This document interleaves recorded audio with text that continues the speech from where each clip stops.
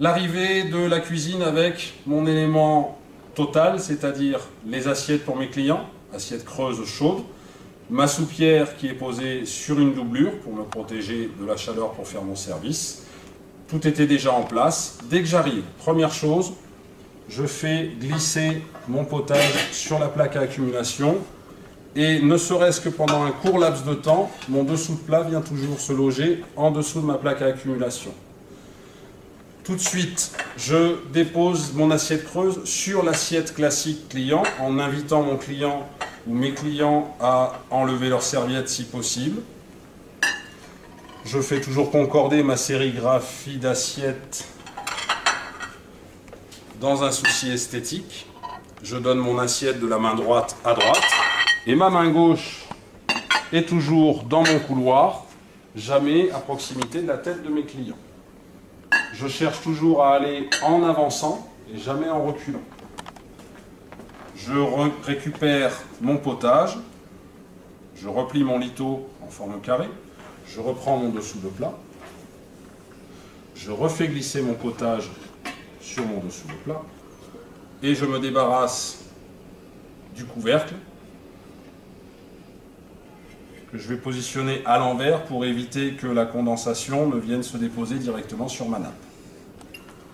Je peux, avant de commencer mon service, remélanger un petit peu mon potage si besoin est, en évitant de faire du bruit. Et là, je vais attaquer mon service, puisque je fais un service à l'anglaise, du côté droit de ma table, puisque je cherche à aller toujours en avançant. Je m'approche le plus possible de l'assiette de mon client. Ma main est à fleur de table, elle ne touche pas la table, mais elle est vraiment au plus près de la table. Et je sers mon potage en ne remplissant pas ma louche entièrement et en faisant rentrer en contact la partie bombée de la louche avec le potage de façon à attirer la goutte qui pourrait éventuellement tomber entre le transport de ma soupière à mon assiette. Et je verse délicatement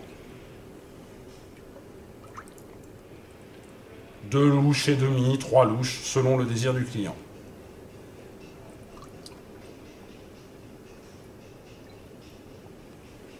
Client suivant, là il s'agit d'un monsieur, donc je suis obligé de venir servir les autres dames. Je terminerai par monsieur.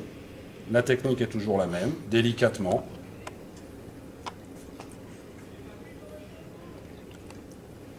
Vous voyez qu'à chaque fois, je prends soin de faire rentrer en contact la partie bombée de ma louche avec le potage. Entre deux clients, je n'hésite pas à demander à mes clients de se décaler légèrement pour me laisser travailler le plus près possible de l'assiette.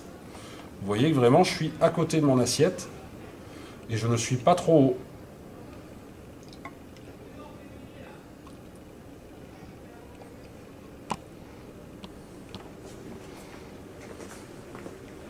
Et je termine par monsieur, ma préséance toujours, les dames d'abord, les messieurs toujours en dernier.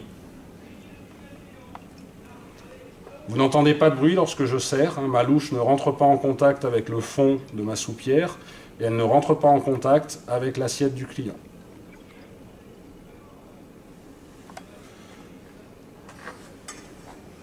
Lorsque le service du potage est terminé, j'égoutte un petit peu ma louche pour la repositionner sur mon assiette à pain ici.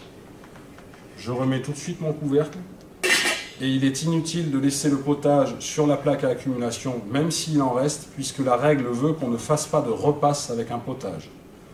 Maintenant, dans le cas d'un client qui souhaiterait qu'on lui repasse un petit peu de potage, j'irai redemander en cuisine du potage bien chaud. Ça permet d'éviter la formation d'une pellicule à la surface de certains potages, en particulier les crèmes et les veloutés, qui ont une texture très épaisse, dans lesquelles on rajoute de la crème, qui naturellement, lorsque ça va refroidir, va se créer cette couche, cette pellicule, qui ensuite, lorsque je vais vouloir servir, va m'empêcher de faire un beau service, et d'un point de vue esthétique et gustatif, c'est beaucoup moins intéressant.